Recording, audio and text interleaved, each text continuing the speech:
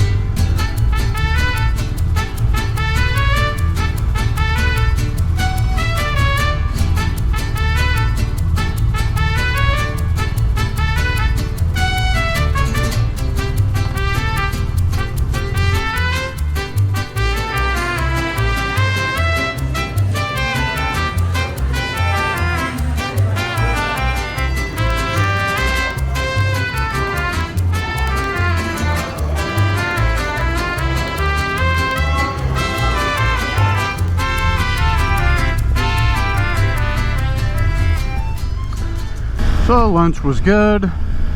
I had 2 carnitas tacos and corn tortillas and 1 al pastor.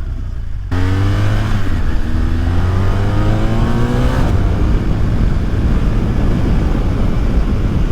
me see if I can figure out.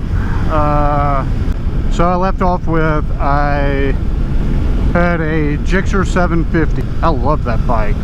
My gosh, I love that bike. I know it's now kind of a punchline,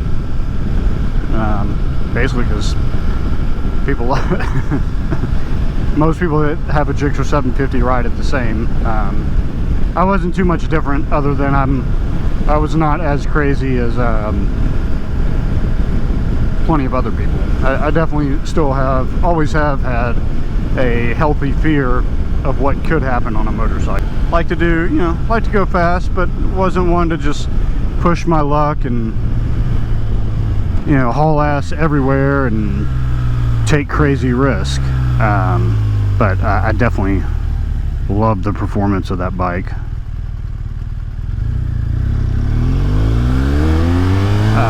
But as far as why I got rid of it, it just got to be one of those things that between my work schedule and then having a kid at that point, because I was then going into, I was my early 30s, so once I had a kid, that combined with work schedule, it was just really one of those things that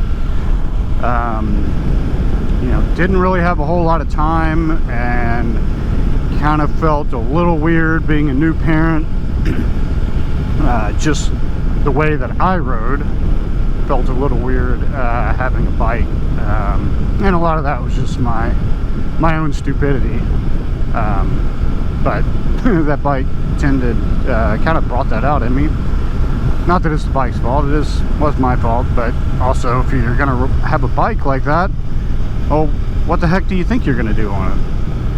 But anyways, so that's what led me to get rid of that, and basically just kind of gave up riding for a while, and went about 10 years without having a bike, and then kind of really got the itch, and that's what ended up buying this bike.